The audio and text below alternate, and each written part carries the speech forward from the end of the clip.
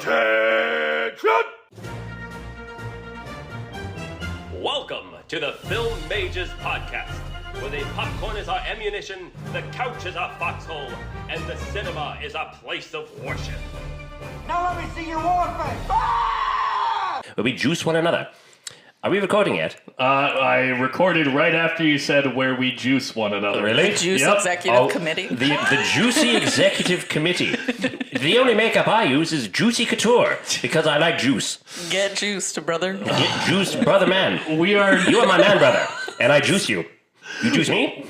We are not making juicing one another. No, really, are we recording? Yes, we're recording. Why did you That's say part that? of the canon. The juice cannon. Has that been established now? It's Alexis Maricino rolling out the juice cannon. I don't want to be on the receiving Fire end me out of it. anybody's juice cannon. You can take that to the bank. Okay, guys, let's get serious, please. Hi, we're the Film Majors. I'm Zach. And I'm Mick Mignai. Alexis Maricino. Yeah. God damn right she is. That one's really stuck more than any of the other That was a ones. juicy one. Oh, boy. I gotta find the Hey, correct- everybody. Uh-oh. So, I can't hear me now. Can you hear me? I can hear you. The mic? I can't hear me. Is my ear? Yeah, no, you're doing okay. Let me crank you up a little. Mick, say something. Ba ba ba ba. Hello? A little more. Ba ba ba ba. Hello? Yep. Walk.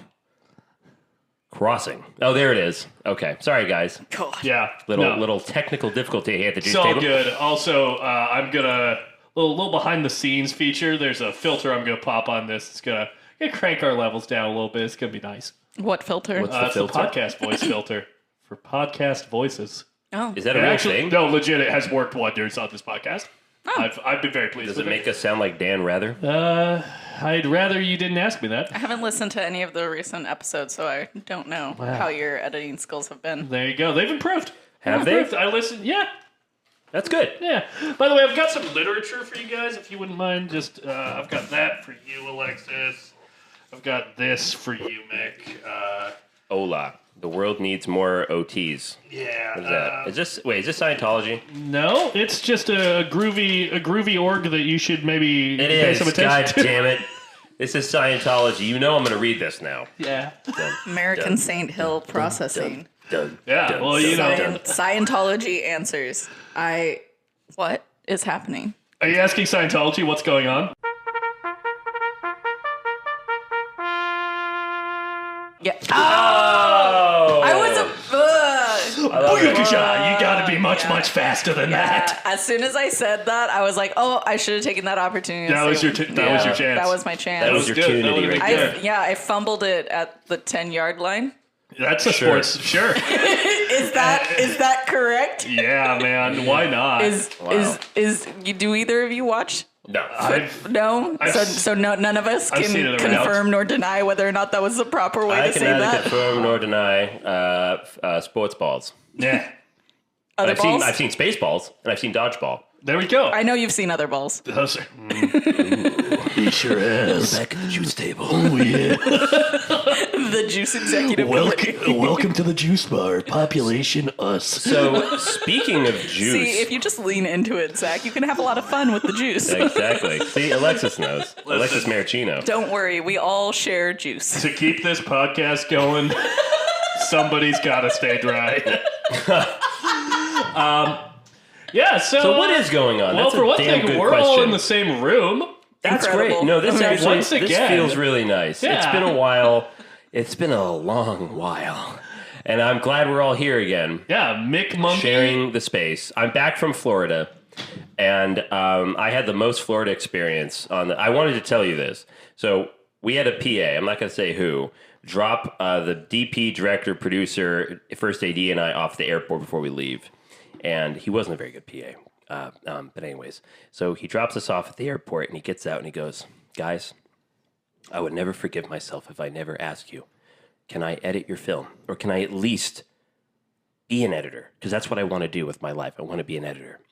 And the director, he's a nice guy. He was like, yeah, well, I mean, well, do you have any experience editing, anything like that? And he goes, yeah, I edit pornography. And we all kind of like stare at each other going, oh. Experience is experience. Like what? Yeah. Like, wait, did you say pornography? And he goes, yeah, Bang Bros, dude. I edit Bang Bros. Well, maybe get some clarification on what program he uses. You And know? yeah, no, I wanted. I told him. Oh, well, I'm a big fan of your work. But the first AD said you He should must get know in his way touch. around. Yeah. So as we're so that's our send off as we're leaving Florida, and the DP looks back, going, "We've got to get out of here. We have to go to LA where it's normal." Yeah, it Yeah, sounds we have like to. You have to go back to your apartment in the San Fernando Valley. Yeah. The setting of a boogie. The director was like, Oh "Is my this God. real life? Like, what just happened?" And we all were like, "We're all very tired." Icky Mickey got all sticky. I Sure did. I no, she's not wrong. Was it a little humid? It was very humid. Icky Mickey got all sticky. Icky Mickey This got is my all sticky. favorite. This is my favorite now. I wish you'd pick a different favorite, but here we are. This is going to be my summer anthem. Icky Mickey got all sticky. That's your summer Mickey got anthem. all sticky. Icky Mickey got all sticky. It's That gonna sounds be like a five-finger death a punch Fairly song. Odd Parents song. Something else I meant to mention last episode, but I forgot. I got to visit, I told you about this morning, I got to visit the nightclub called the Carlisle that was the Birdcage, in the movie The Birdcage. Oh, wow. Yeah, we were shooting in South Beach, and I walked, the first night I was there, I walked down, I saw that we were like 6 blocks from it. I went outside, and it's fucking there, man. It's the coolest shit. And they had a drag show, a Cuban drag show happening next door. It was such a vibe. So that was a movie that informed my comedy and kind of introduced me to the queer community as a very, very young child. Yeah, I remember watching it as a kid going, God, you know, these gay people seem really fucking cool. You know, they just seem like they're having a good time. And Gay people seem okay. they do. These gays, they're all right. These gays. These gays. The gays. I want They're one. trying to kill me. The Zach, gays can you speak did. to this? The gays did try to kill me last weekend. I went out with Alexis and the end roommate. How'd that go? I mentioned this on our last episode. I wasn't viscerally ill at the end of the night from the strength of the drinks at Club Cobra. So That's I literally- take that as a win. I would say that it is 90% alcohol and 10% Friendship, No. 10% fun. No. It's juice. Yeah. Yeah. right. It's 90% alcohol, 10% juice. Okay. Juice by us. Juice It's committee. our friendship Juice juice. executive committee. It's our friendly juice. Get checked. I don't want to get. So everyone, for reference, Mick and Alexis were here at the apartment this morning. I was not. I came back and this juice thing is basically in full swing, and I'm not really sure why, but I don't like it. If you have to ask, then you'll never know. It's I don't understand either. Oh. I will say though, the cocktails in LA a lot better cock. than the cocktails in Florida. Because like you have a cocktail in Florida, you're like, oh, this tastes really good, and it's because there's no fucking alcohol in it, and they overcharge you. Yeah. So At least in LA, there's alcohol. at least in alcohol, there's some there's LA. some LA in it. Hey, you can't spell alcohol without LA. That's true. Yeah. Yeah, You're right. I thought about Gotcha. that. Got us. quick with You it. got us. Damn, this guy's smooth. So we did get a listener email from my dad. It's Mr. Harris. I'm only bringing it up because he did mention that some child performers that we... Child performancers. I really thought we were going to just get right by that, but no. Nope. Some child performers that we didn't mention on our last episode. Jodie Foster in Taxi Driver. Oh, yeah. Pretty great performance. Yeah. I mean, I still haven't seen that. You haven't seen I Taxi know, Driver? I know. What the I have fuck? actually seen Taxi There we Driver. go. So now we get to gang up on you. What the fuck, Yeah, Mick? what the fuck, Mick? Get juiced. Brew Barrymore in Poltergeist. Brew what? I He haven't said seen Brew Poltergeist. Barrymore. Oh, I forgot that Brew Barrymore was in Poltergeist. I don't think she is in No, she Poltergeist. is. She's in Poltergeist. She plays one of the child kids. Which one? I don't know. Not the one that gets sucked into the TV. No. You know what he's thinking of? It's not Poltergeist. Oh, he's thinking of E.T. Yeah. E.T. Yeah, Good performance. E.T. Okay. God, Mr. Harris. God. All right. Well, we don't need to read the rest of Got that. his ass. Got him.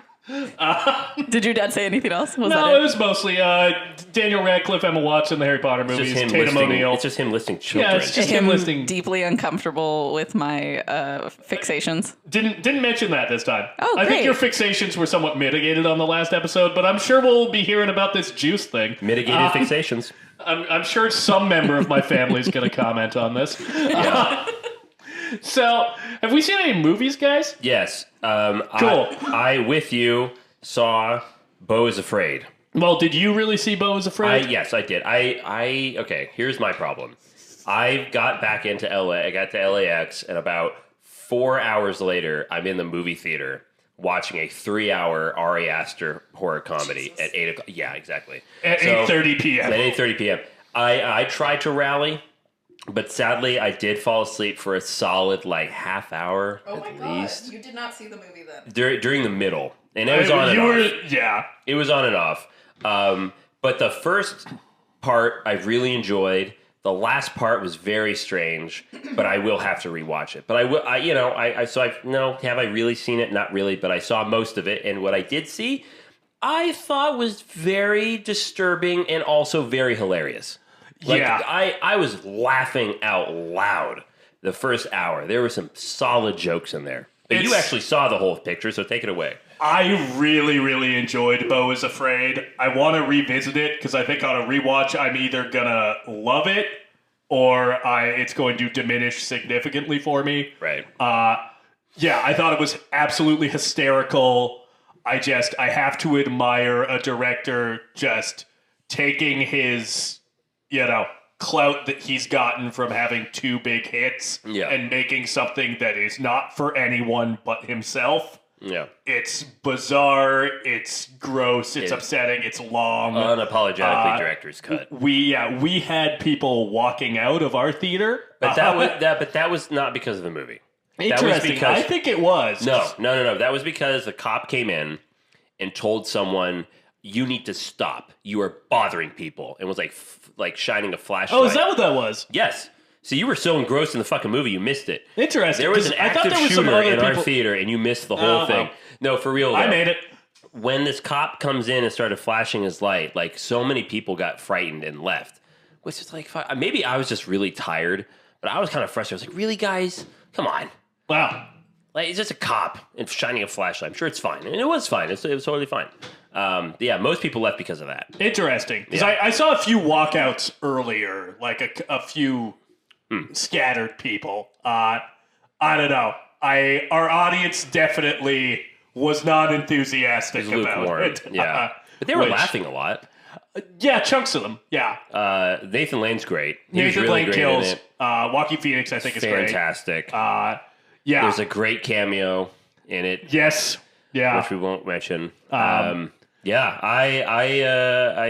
what? If you're down for some really weird shit, yes, go check out Beau is Afraid. If you've seen Ari Aster's short films, this reminds me the most of his short films. It's yes. very, very disturbing, but also weirdly funny. The opening hour where he's in the city portion reminds me of the Tenderloin district of San Francisco. I shot in that section, and people ask me, oh, what was that like? I'm going to say watch the first hour of Beau is Afraid, because that's what that city's like. It's absolute chaos. I will also say, if you are on the fence, Beau is Afraid features a character named the Birthday Boy Stab Man. Yes. Yes. Which, once that came up, I was like, this is my kind of movie. This is, someone made this for Zach. Wow. Wow. All right, Alexis. We want to talk about that? We want to talk about mixed tattoo? No, it's still healing. Yeah. Okay. Alexis, what have you watched? What have you seen, Alexis? Let's see here. Everything that I watched on Sunday, which was, let's see here. Oh, last Sunday. Because this Sunday. That doesn't make sense. After we recorded, I think me and roommate, we sat on the couch. We watched the movie Waiting with your favorite person, Ryan Reynolds. That weirdly, so I went to a company party after that. That came up at that party. Someone mentioned the movie Waiting, and I was like, really? Literally, I walked out of my apartment with people watching it. John Francis Daley is also in that movie, and so is Anna Faris. John Francis Daley, one of the directors of Game Night. And Dungeons and Dragons: Honor Among Thieves. That movie, the people in it, foul. They're foul. I don't even know how else to describe what happens in that movie other than a lot of disgusting service industry shit. But here's what my main takeaway: respect your servers, and they won't disrespect you. Crazy concept. And then we watched Disney's Treasure Planet. Nice. I've heard that's good.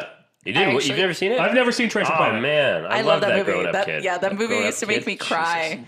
Yeah, Come on, what's dude. interesting is that it's almost like the movie takes a moment in the middle of it to kind of stop being a movie Yes, I know and what you're start talking about. being a music video.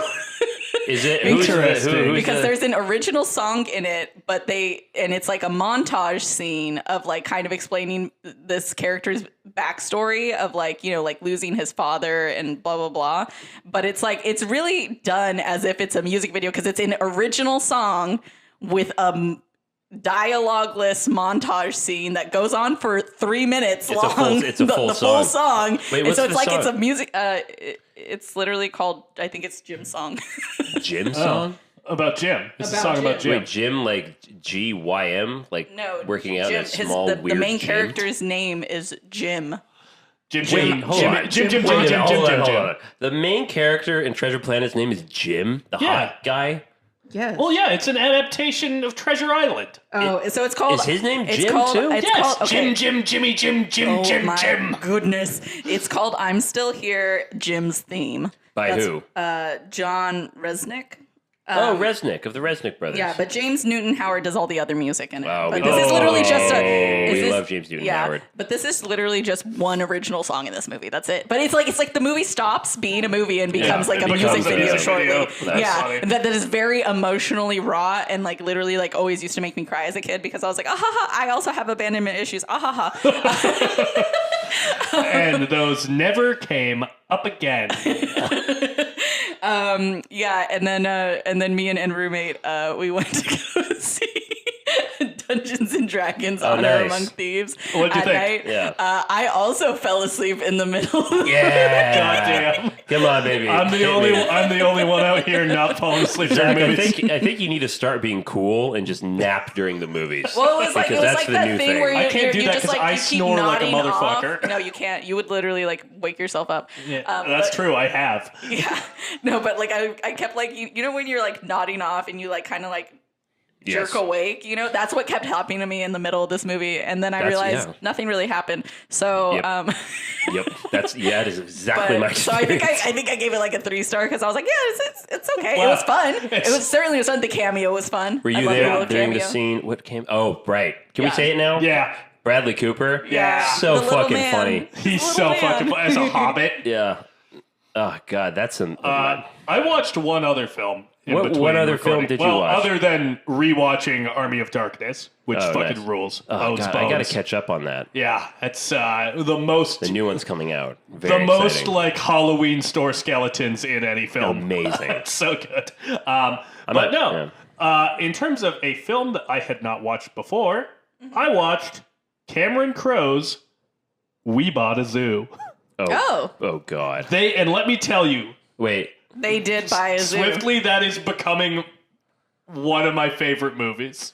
Okay. Where people buy a zoo. I went to lunch with someone recently, and they told me to watch that because there's a cafe. There's a cafe in it, right? Yeah, in the zoo. Okay. Or So are we talking about the cafe in like their like Silver Lake neighborhood? yes, that's the one. Yeah, the one where told me to Matt watch- Damon met his dead wife. Yes, they told me watch that movie and then go to that cafe and you'll have one of the best cinematic experiences of your life. That's what happened to her. She told me that. She was like, I saw it with my boyfriend and we watched this and then we went out and it's like such a great day. Wow. Alyssa, if you're listening, we love you. And I'm gonna do My that. girlfriend Sloan, who is in the other room, is also a pretty big fan of We Bought a Zoo. I don't know. Is it Cameron Crowe dating like a teenager? What? Something like that.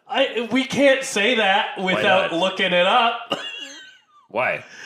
We make the rules of the. You know What what? fucking rules are you talking about? Come on. I think he might Cameron be- Crowe's almost famous, right? Yes, yeah. Yeah. Okay. Yeah, no, he is. I think that Oh, I mean, Come I on. can double check. Go on with your conversation. Oh my no, God. he's dating like someone way too young for him. I'm cross. All right, well, you I know, don't I love don't know that. why we say these things on the podcast. Aren't you? You know, you don't ever Opening think up- you'll work with somebody in the future. That's the what way you, I'm saying. like I honestly sometimes I wish I could go back and not talk about Really? Adam Driver's hands. Nah. Because Are you I serious? hope to God that I never meet this I man hope in to my God life. you do. You're getting No, Italian over here. no. Let me tell you, if I meet Adam Alexis Driver, I'm Maricino telling him showed about up. it. Alexis spoke to me for like 3 solid minutes straight, describing this man's morning. hands this morning. Like seeing him hold a Doritos jar. And we're right back into it. We're right back in it. It's A like juice we never jar, left. you might say. Oh, Yeah, it was Adam a juice Driver, jar. he's got the juice. Actually, it looks like a child's soda bottle in his hands. Just saying. all right. Okay, all right, okay, all right. Look at those big meaty paws. He bought a has zoo. We bought a zoo. Okay. I watched Is it. it more interesting than what we're talking about? size 9. No. Size 9 Yep. pinkies. There it is. To be Anyways, honest, go on about the it's juice not jar. more interesting. Just a quick side note.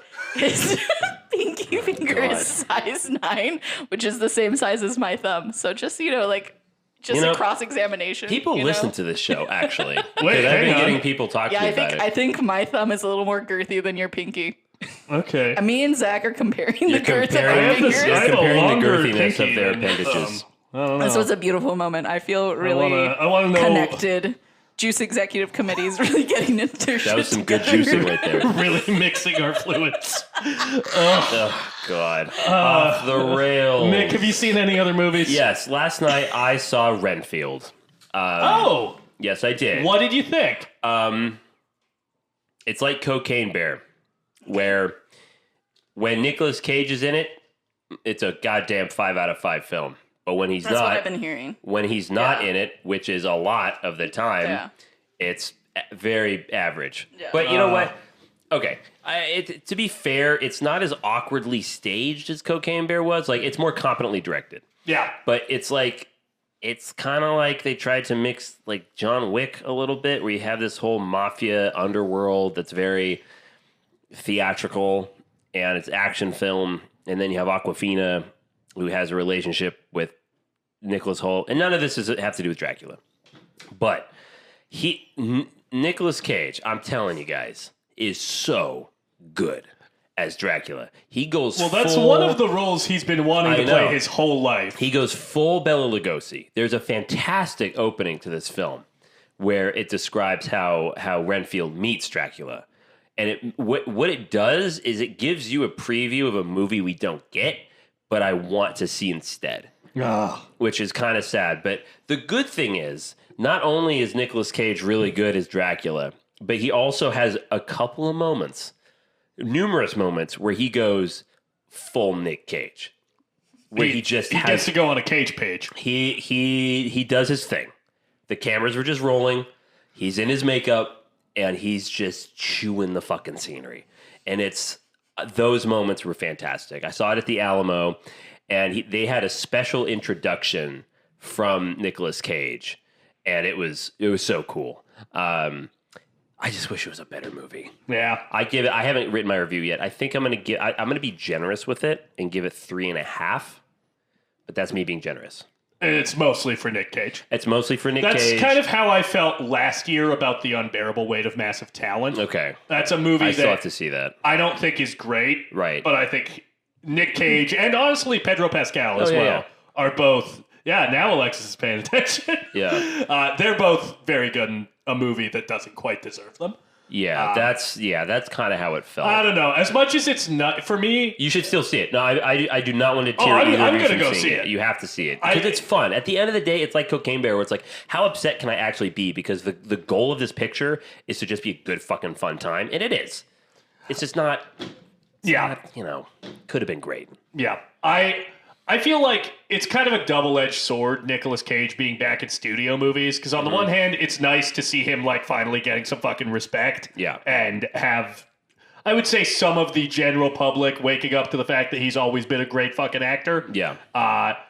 But also, I do feel like, at least with Unbearable Weight of Massive Talent, it's not as interesting as a project as some of the stuff that he had been doing in like his indie period, you know, in terms of like Mandy, Pig, Right. even Color Out of Space. Right. I still want. I need an opportunity to suggest that we all watch Matchstick Men because I really like. Matchstick I would Men. love to never seen rewatch that. it. Yeah, I haven't I've seen never that since seen I was a that. kid. Good Yeah, movie. I think I saw it in theaters. It was really good. Yeah. But okay, one more thing I'll shout out to that movie is the makeup.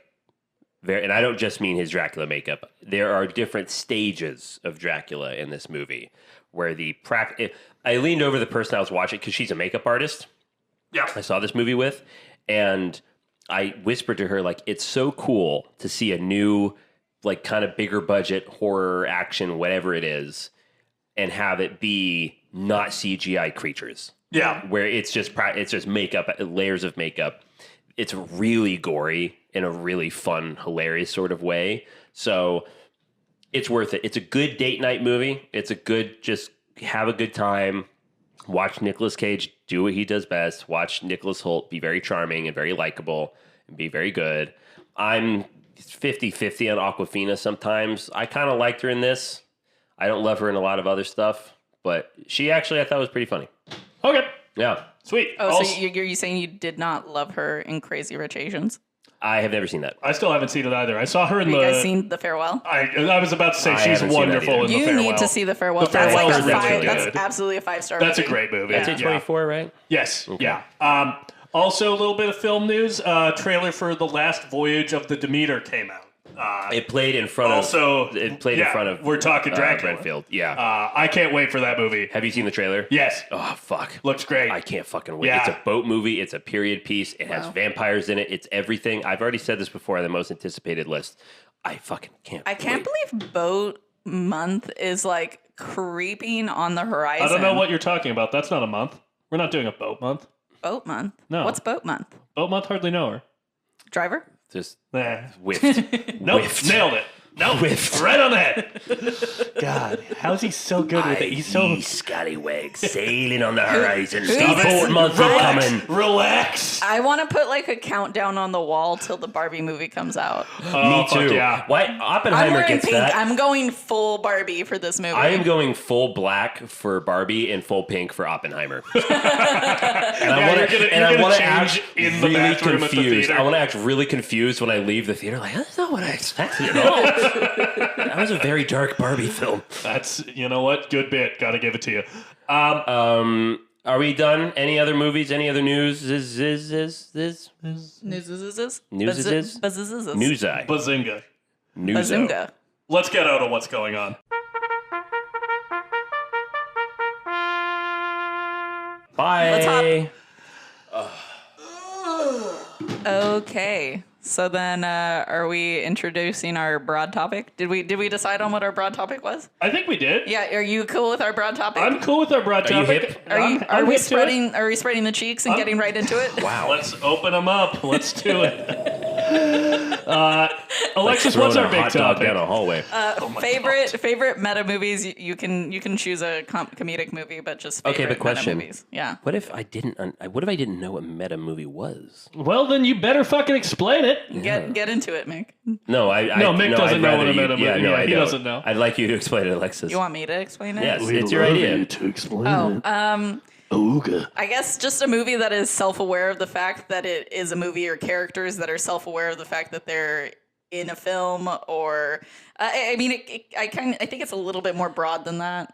But like, I think that pretty much nails it. Yeah, a film that draws attention to the fact that it's Scream is very, very meta. Yeah. Because Yes. it knows. you can what be it's meta. about. It's a you can be movie- a meta movie without being a fourth wall breaking movie. Yes, Right, exactly. but then you can also do that where it's a movie that breaks the verisimilitude on purpose to remind you that, oh, you're watching a film. Yeah. And that can sometimes be played for seriousness or a gag. One way that's played seriously, breaking the fourth wall, is the film Funny Games by Michael Haneke. The original or the remake? Both. They're both made by the same guy. I didn't know really? that they I've seen the broke fourth remake. I wall. haven't seen the original. Yeah, they're basically the same Well, movie. what was that guy's name? Is it Michael Pitt? Yes. So hot. In both of them. Yeah.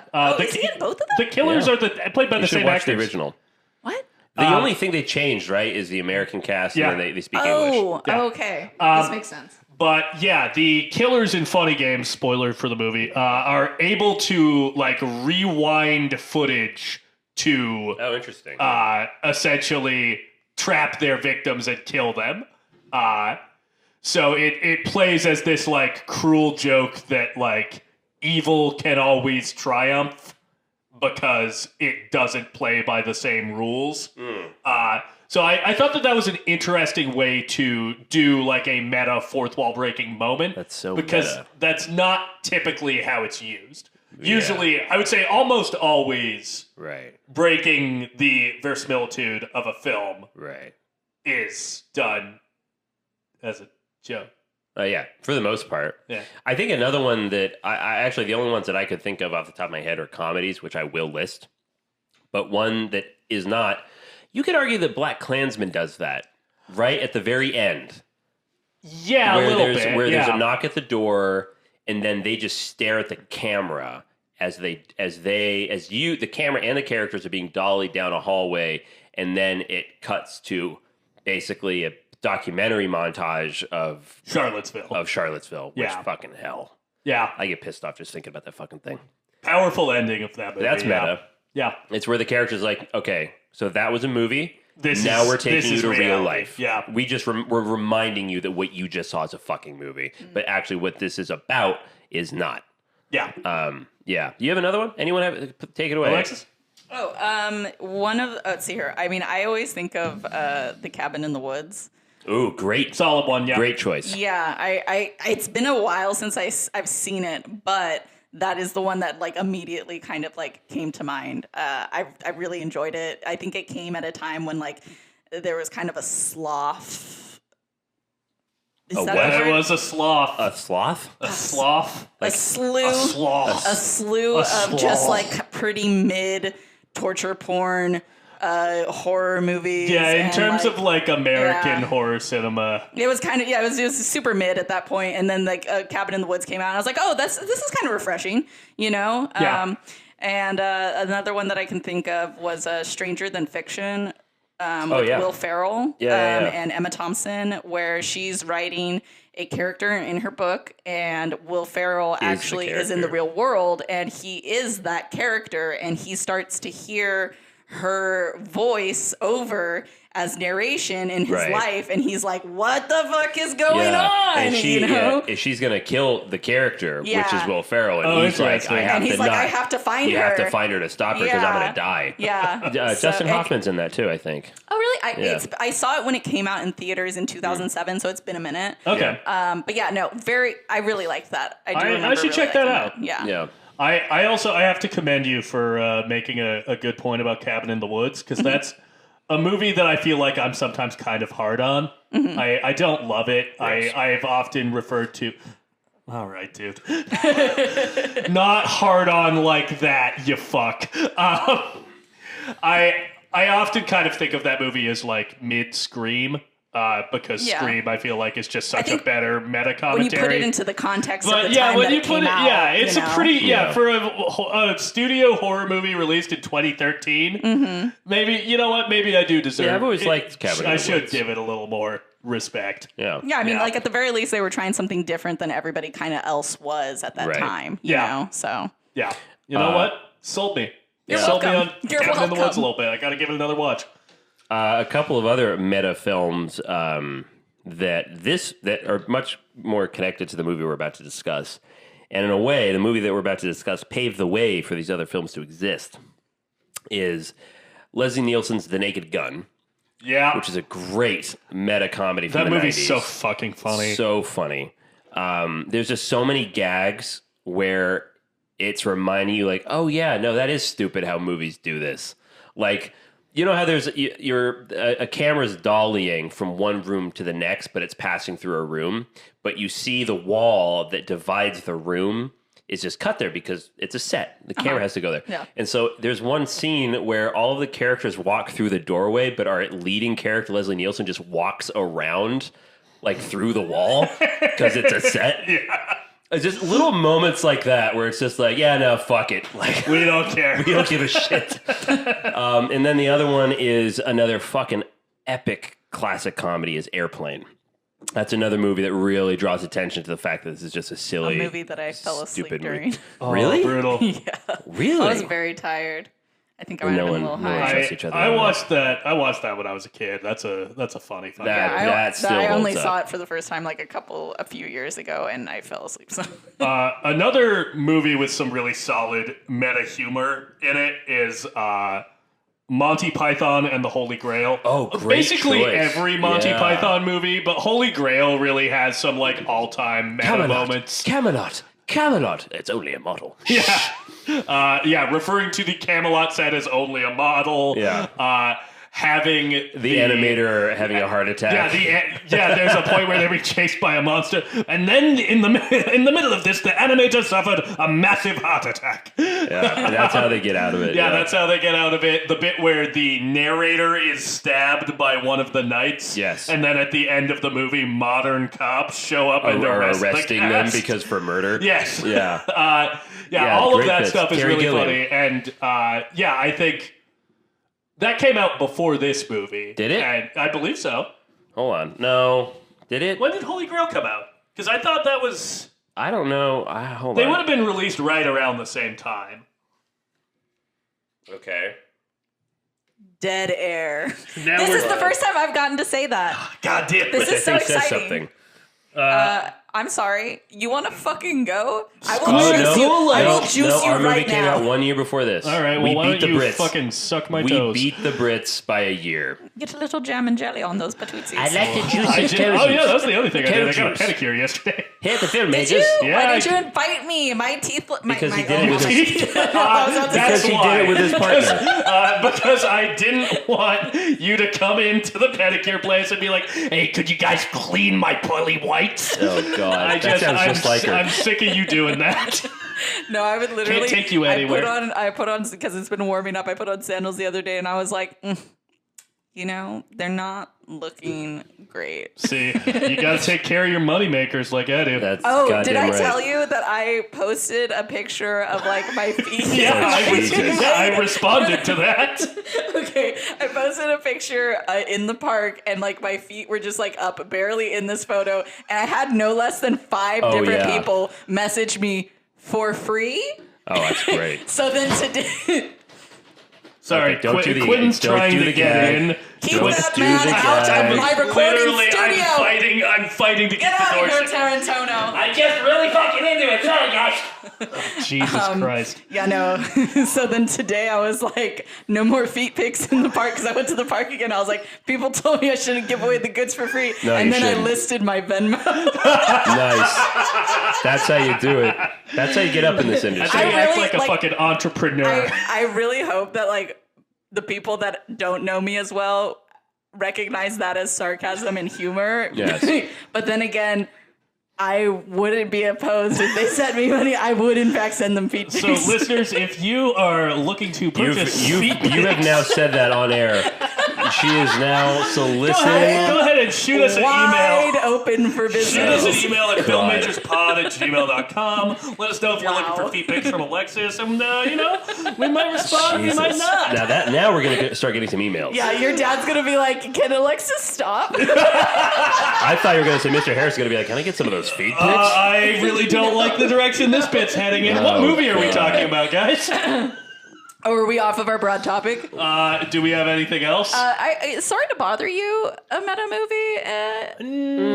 Not really.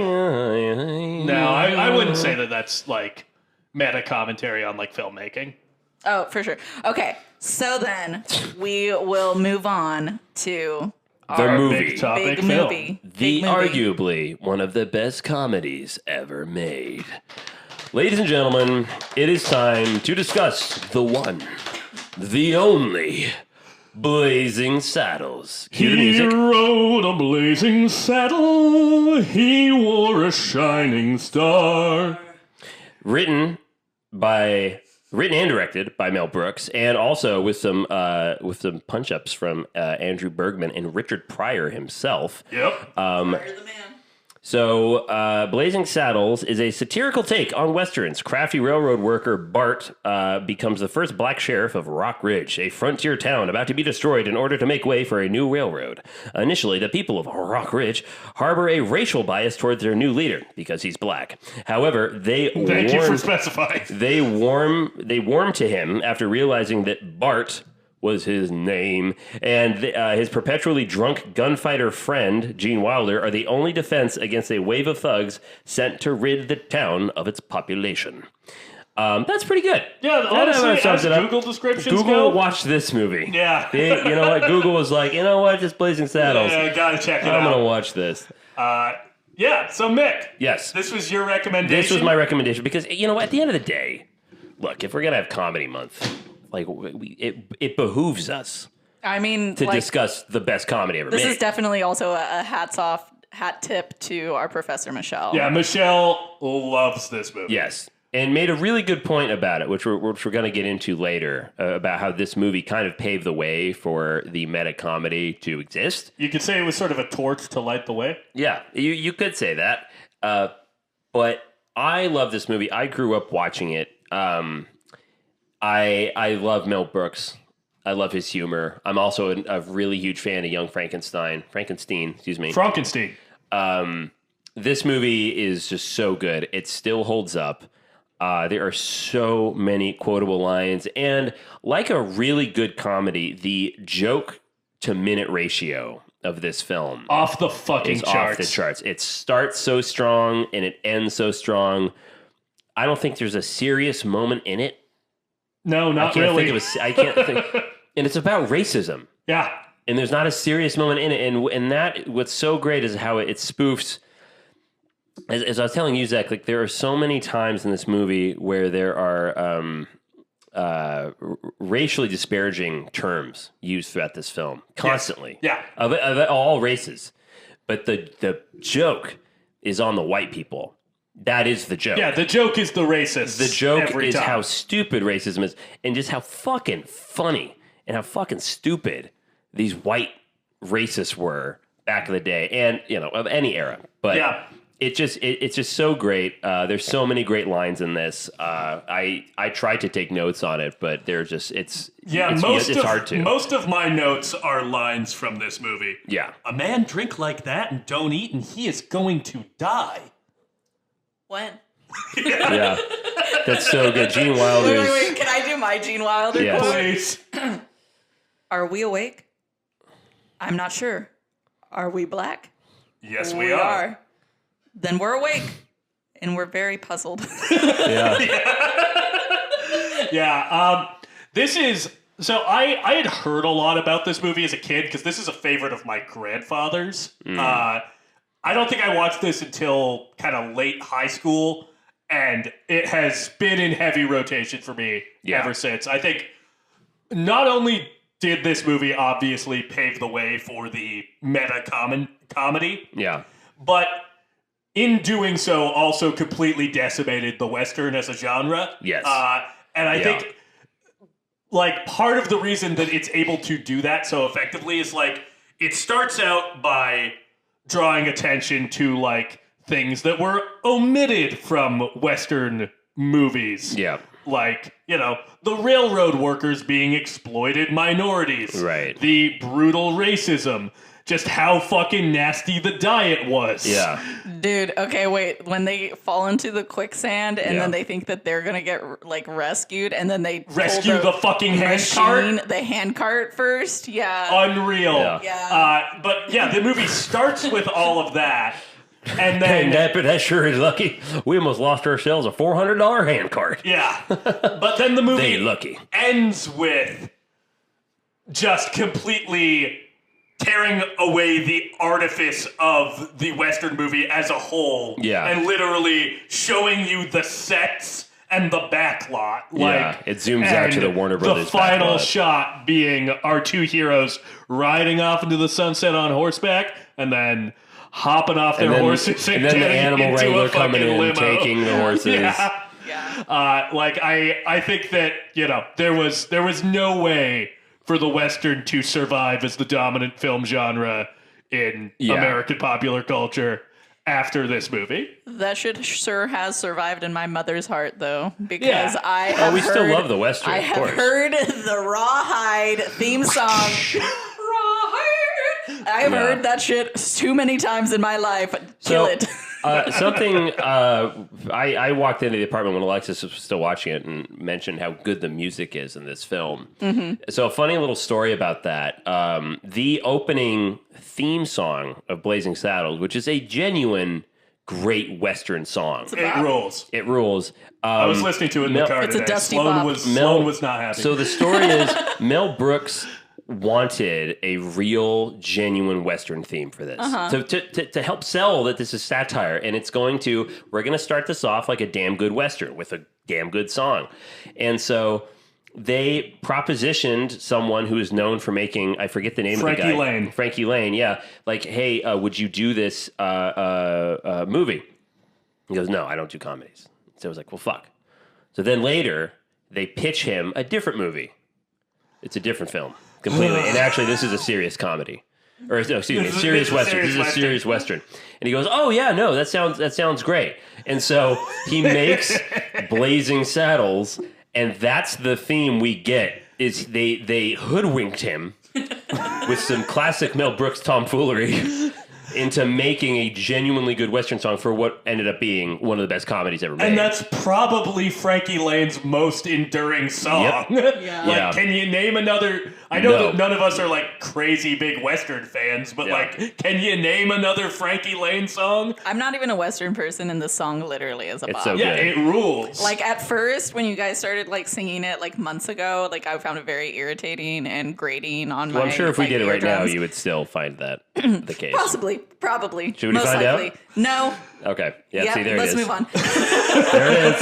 But like reading the lyrics, incredible. It's so Love great. it. Living for it. yeah. It's a heroic. He conquered Song. fear, Then and out he of the conquered sun hate. rode a man with a gun, and Bart Ba-dum-bum-bum. was his name. Yes, Bart was his name. Yeah. Another like aspect of Western filmmaking that I think this movie eviscerates in such a funny way is there's a history of in like classic Westerns. Native Americans would be played by like Italians, great. Yeah. Mexicans, basically anyone but people who are actual Native Americans. Right. In this film, not only is one of them played by Mel Brooks, but they are speaking Yiddish. Yiddish and German. Yeah. I'm a sugar. Just like Yeah. Bro, the last line, he's darker than us. Woof. woof. Amazing. It's so funny, Bro, okay, and wait. like I think it just like really shows that this Yeah. was made by someone who was familiar with and loved the Yeah, genre, a fan of the genre. but yeah. who could see all of its shortcomings. Yeah. Another great meta aspect of this film is you have to remember the era that it came out was the 70s, which is very, very funky, very cool. And so it calls attention to that when we first see the sheriff in his sheriff getup. Yeah, Bart And in he his has- outfit. Looks great. He looks fantastic. Yeah. And he's got Gucci brand Gucci bag. saddles. And it's just so, because what's so funny is I heard Richard Pryor talk about that, like, look, if a black guy was a sheriff, you know that he would just have the finest fucking leathers. He would have the finest fucking clothes. Man, That he man would would look look fly as incredible. fuck. Yeah. He would, and that's the way they decided to do it. And it's so great because you have this great fucking big band. Da, da, da, da, da, da, and then he's riding in, and the camera He's pulls riding back. through the desert. He's riding through and the camera pulls back, and there is a live big band In the there middle of in the the middle of the desert. desert, and they're all in modern clothing. And the piano guy comes up, and he high fives the guy, and it's just such a great moment where it calls attention to itself. Okay, of like, so that's this is ridiculous. That's one of my favorite types of joke is non-diegetic into diegetic music. Yeah. Oh, you think this is just? Yeah, oh you wait, no, think- they're so here. They're just off screen. non-diegetic music, for those of you who don't know, is like score stuff that does not exist within the world of the movie. Mm-hmm. Only the audience can hear it. diegetic sound and diegetic music exists within the world of the movie. The one other example I can think of that where a movie pulls off a gag like this is at the end of the movie Hot Rod.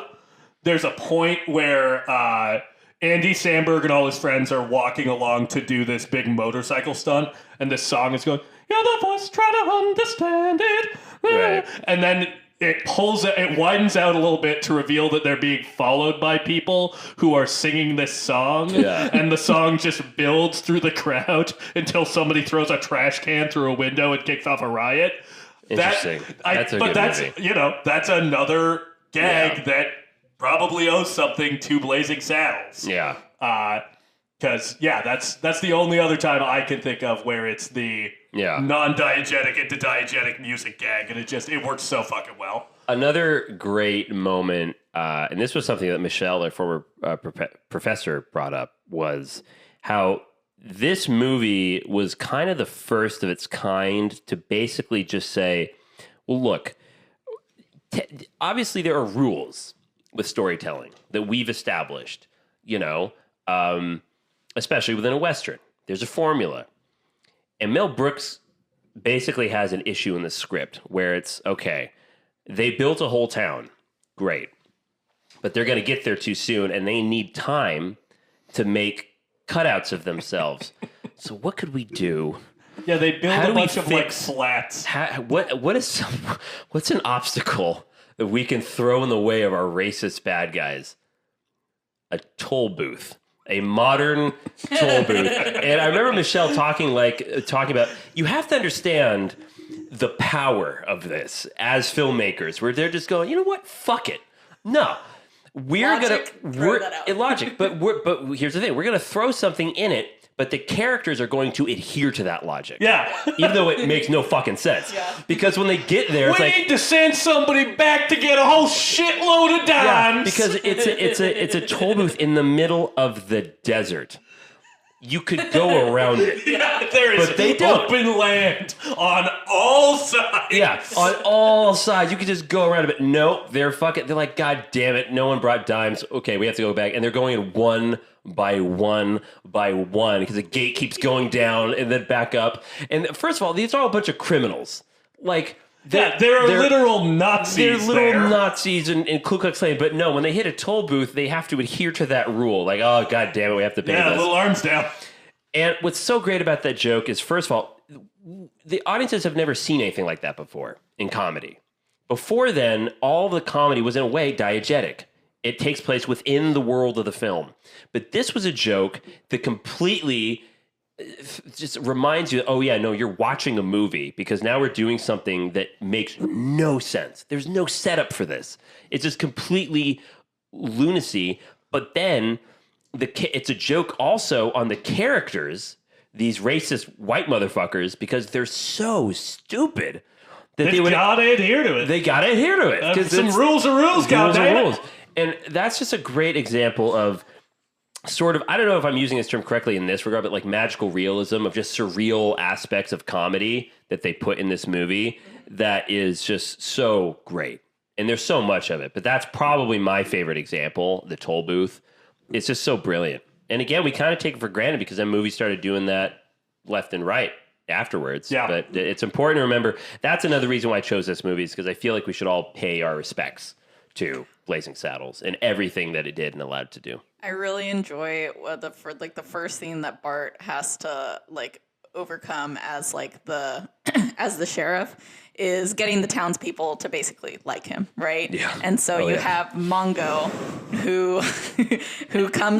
who's hired basically to terrorize the town, and is holding people against the wall in the saloon. Real quick, we haven't established that the reason the villains want people out of this town is so they can build the railroad through it. Right. Yeah. Manifest destiny. Classic Western plot. Yes. Okay, sorry. Please continue. Yeah.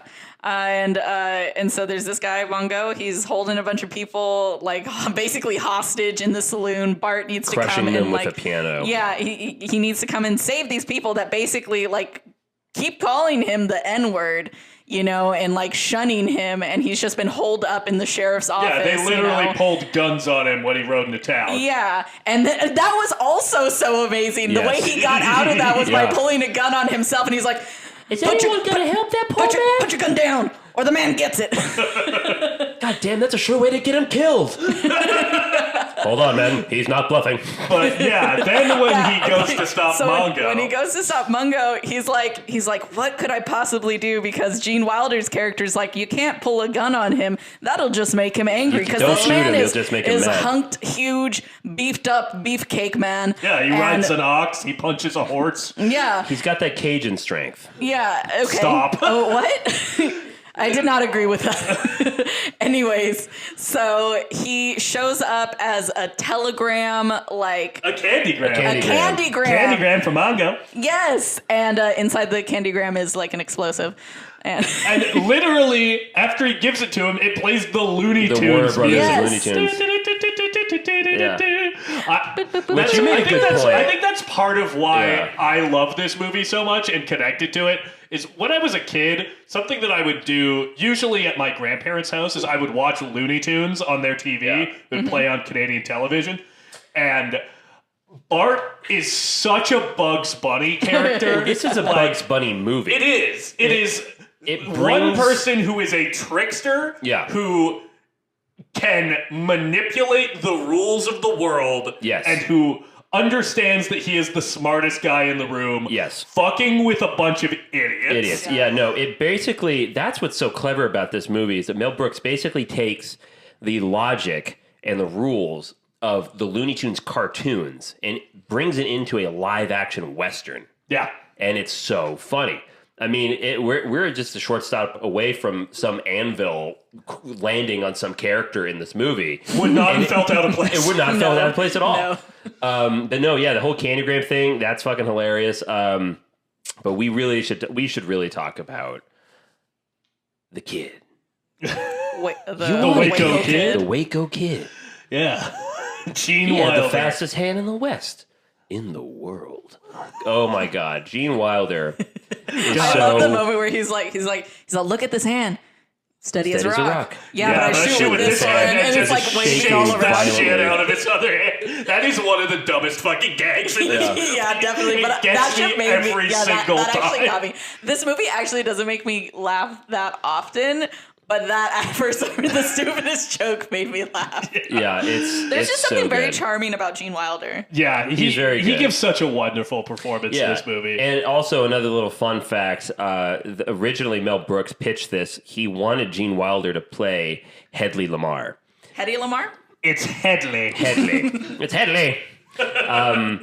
And he liked it, but he thought, I'm just not right for that part. I don't know. I don't think I'm quite for that. But who I really want to play is the Waco Kid. And Mel Brooks was like, I don't know. I see you as Hedley. And I don't know what made him cave eventually. But what's the name of the actor? He's on the Carol Burnett show all the time that plays Hedley.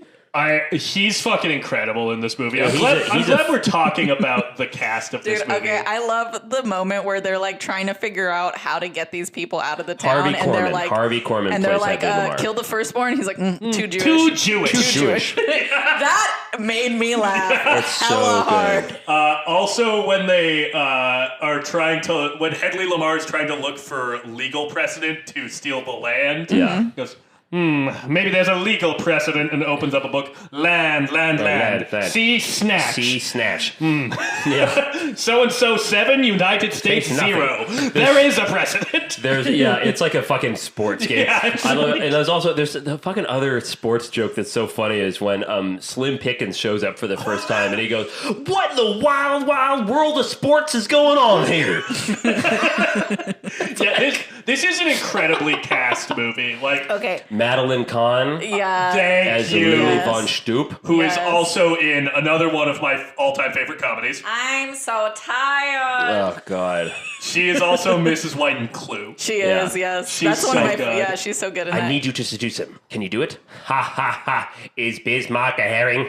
Yeah, I love that her, like, the sultry seductress number sounds like it's being done by fucking Elmer Fudd. Yeah. For Like real. her voice Yeah. that she is doing. Well, she's spoofing somebody. Mel Brooks. There was a famous German sex icon from like the 30s or something. Elmer Fudd? And Mel Brooks was like, I want you to like spoof that woman. I wish I could. Is it? No, it's not Marlene Dietrich. It's Elmer Fudd. It's not Marlena, it's Marlene. Is it Marlene? Is it Marlene Dietrich? No, I'm just saying the pronunciation isn't Marlena, it's Marlene. Oh, okay. Well, we all learned something today. Yeah. Perfect. But anyways, no, Madeline Kahn is so fucking funny in this movie. Holy shit. Yeah, Gross. Yeah. Stop licking the microphone. God damn. We're staying focused here, and we're staying on it. And we're talking about the film, and we're talking about movies. Yeah, we're off the juice. Yeah. Yeah, the other... I feel like, literally, again, we could talk about the importance of this film, but like all of my notes are it's just quotes. Gags and quotes. Also, another great cameo from the director himself as William J. Lepetamain, the governor, who is the leading asshole of the state. Mel Brooks has 3 great cameos in this. He does. Because, he plays the governor who sends Bart to go be the sheriff of Rockridge. He plays the leader of the Sioux Nation that attacks Bart's wagon train in the flashback. And he plays an actor playing Hitler. Yeah. Is that him? I'm almost positive. Are you sure? Listening to that voice last night, it is indelible. Did you notice, like, when the whole pie fight starts, he's just in the back hiling repeatedly until he gets tackled? I didn't. The thing that I just love about his cameo as an actor playing Hitler is, I'm done after the bunker scene. Yeah. Joey, you still got more work? Nah, they're going to lose me after the bunker scene. Yeah. But no, oh, God, I love that where Hedley Lamarr introduces Bart to the governor. God, what is the line? It's like, wow, have you gone berserk? Can't you see that man is a whoops. He brings Bart up and almost says the N-word to him. And that's the other thing about this movie is obviously the use of the N-word or the lack thereof. Yeah, there's a lot of slurs in this movie, but the moments where they are censored kill.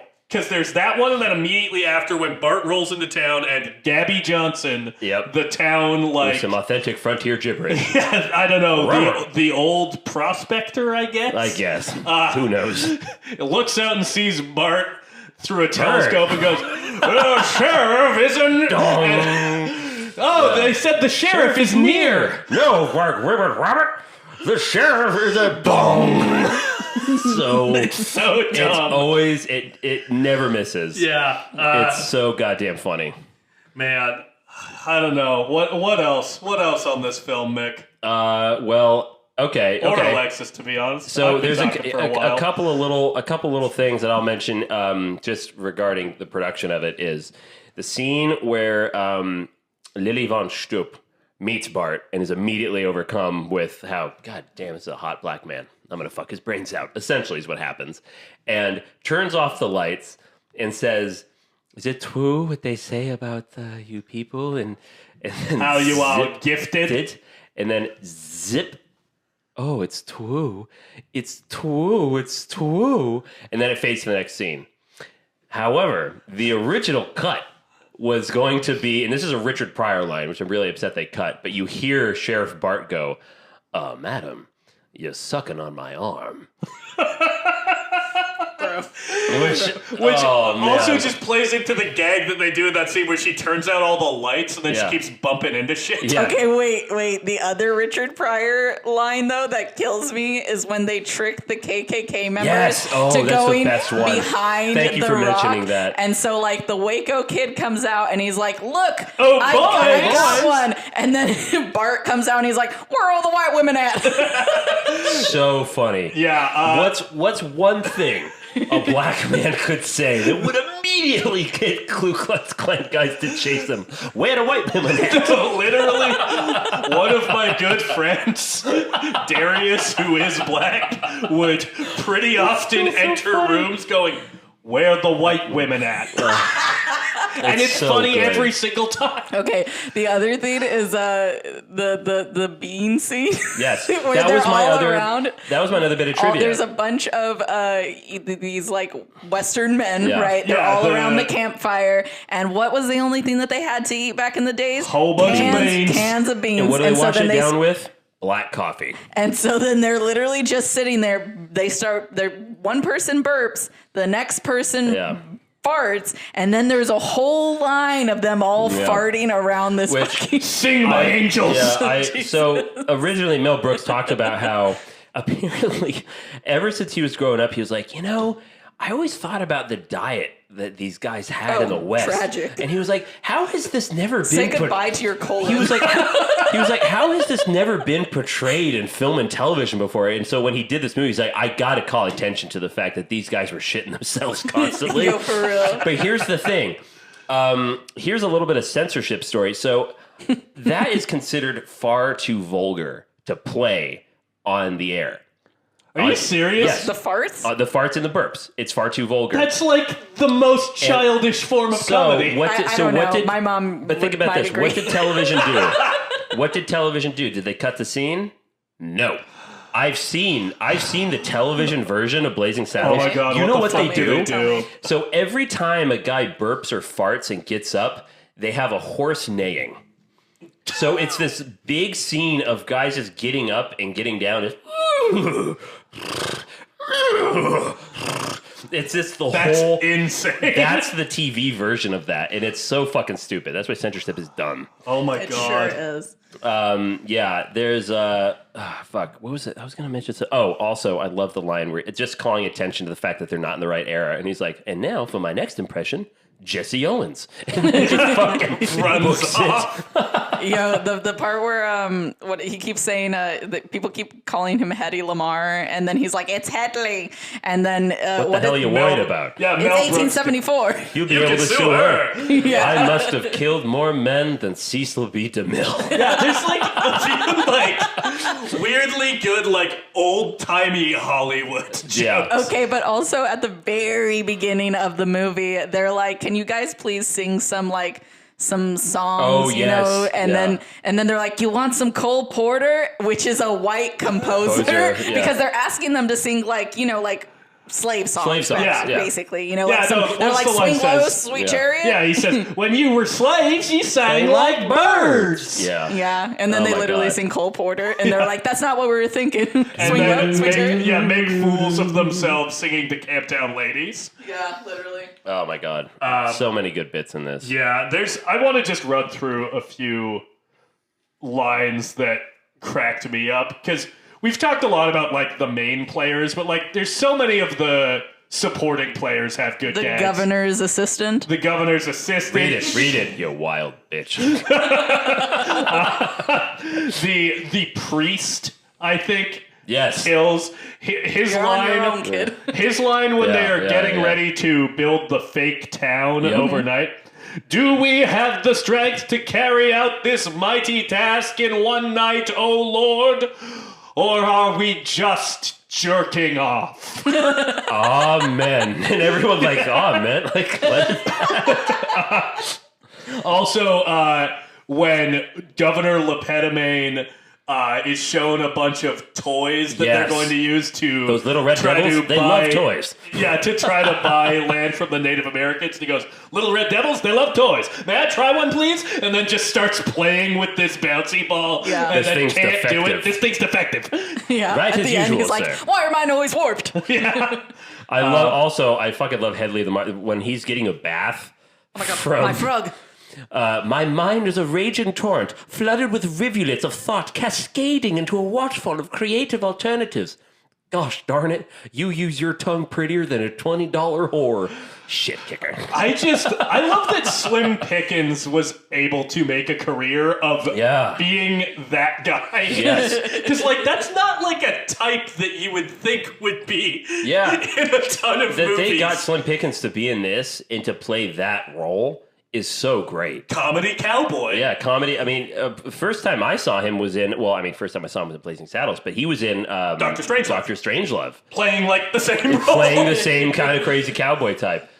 Tell the wire main office that I said, ow. Tell them that I said, ow. Gotcha.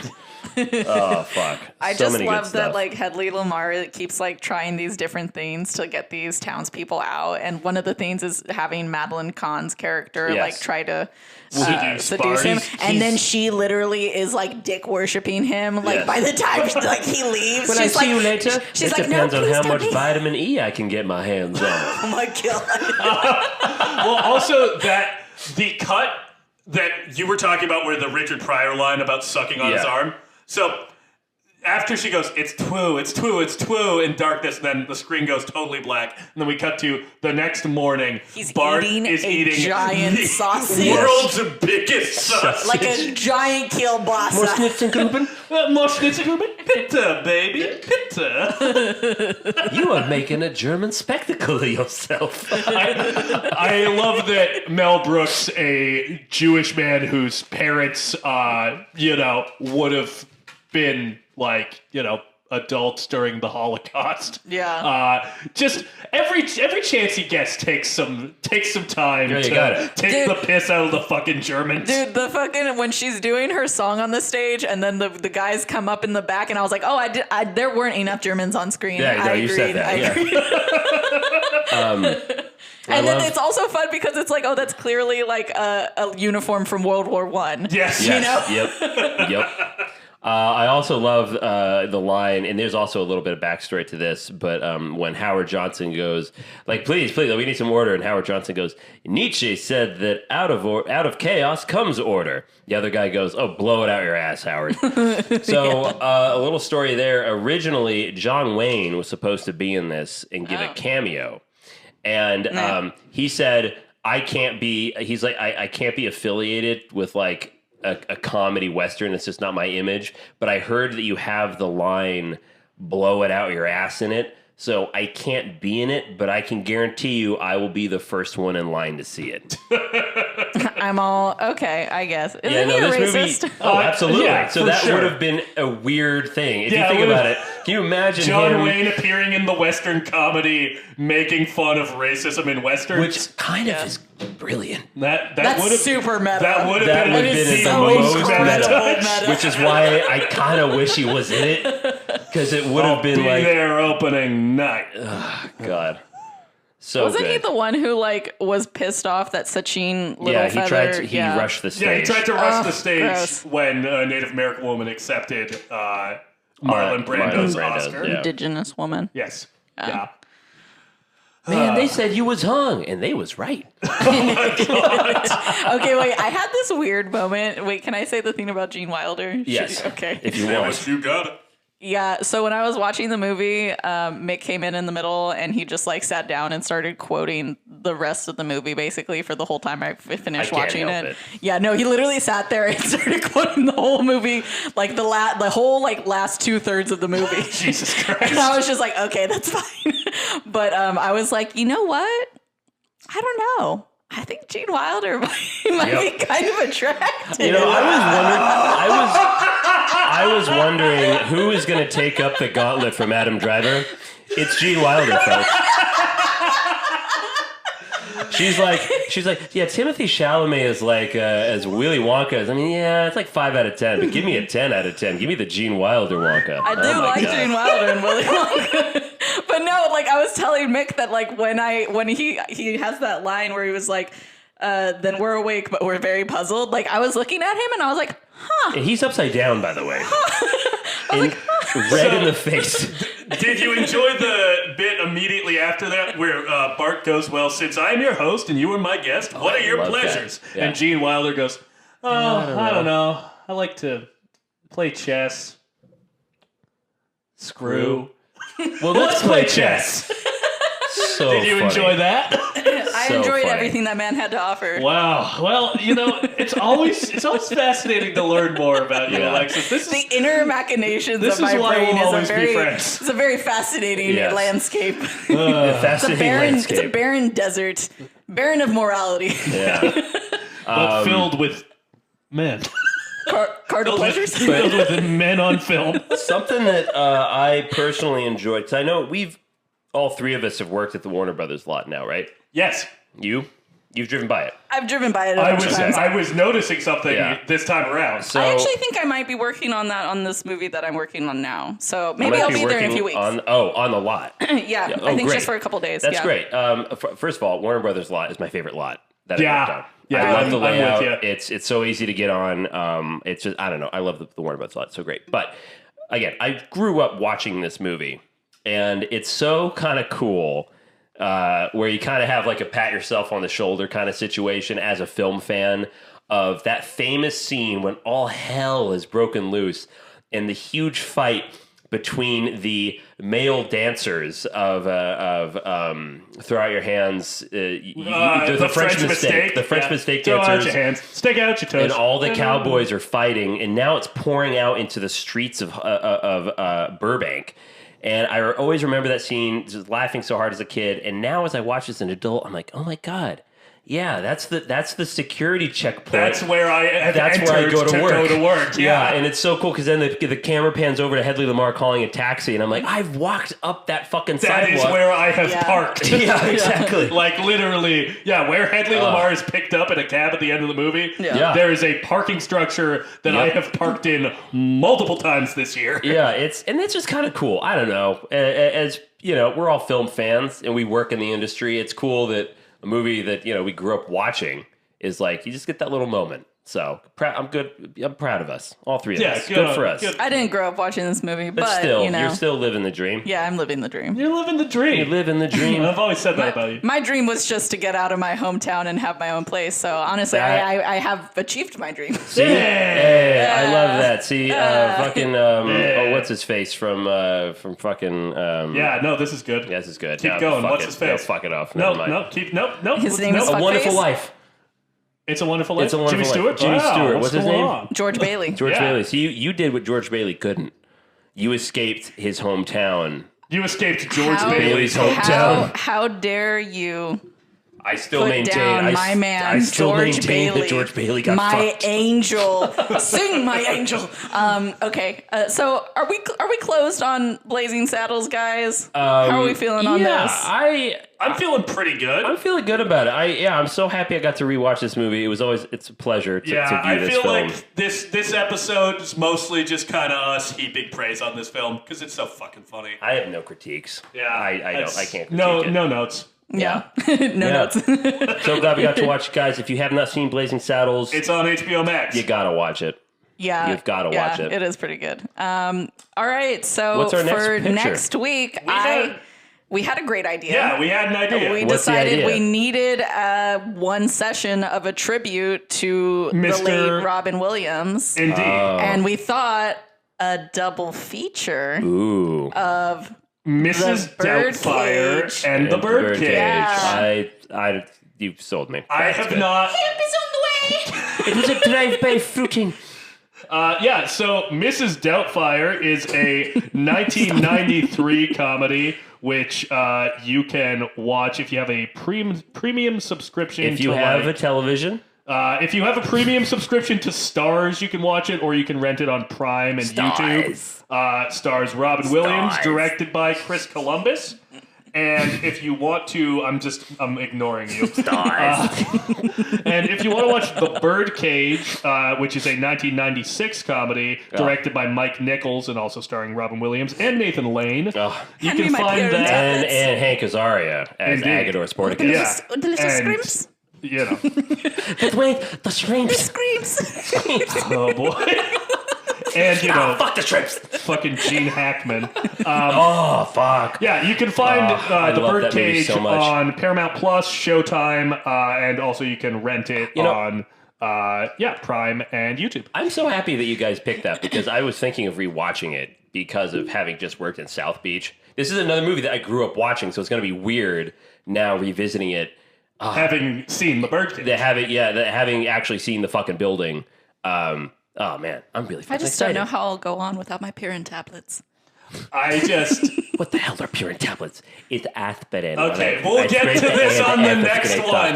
We'll get That's a to brilliant it. idea. We'll get to it on the next one. I'm excited. I haven't seen this movie since I've yo-yoed the from a one 16 time I to a watched 10 it. to a 16, and you never said a word. Not a scrap of validation. Okay. Not a hint of encouragement. All right. If you want I to love find that movie so us on social media, you can find us on Instagram, Twitter, and TikTok at Film Majors Pod. I really hope that my family listens to our next episode because I do constantly quote, "Help is on the way." When I'm in the kitchen and somebody asks me for something, I will literally say that to them and then float into the room. That movie, you sent me a TikTok about it. That movie has one of the best montages of any movie ever. Okay. Yes. With Well, the- there's a question for our audience. What's your favorite montage? Shoot us an email at filmmajorspod@gmail.com. Big broad topic next week. Maybe. Makes me think. I think that should be our big broad topic next week. You could shoot us an email at filmmajorspod@gmail.com. You just juiced me, baby. I was just about to say, let's get juiced up. All get right, you- well, let's go slip some... the juicing begin. Slippery. Let's Stars. fucking... This is also a terrible episode. You love those though. No, this I do. one's just bad. I love it. I love a bad All one. right, let's go juice each other off, Mike. All right. Later. Bye.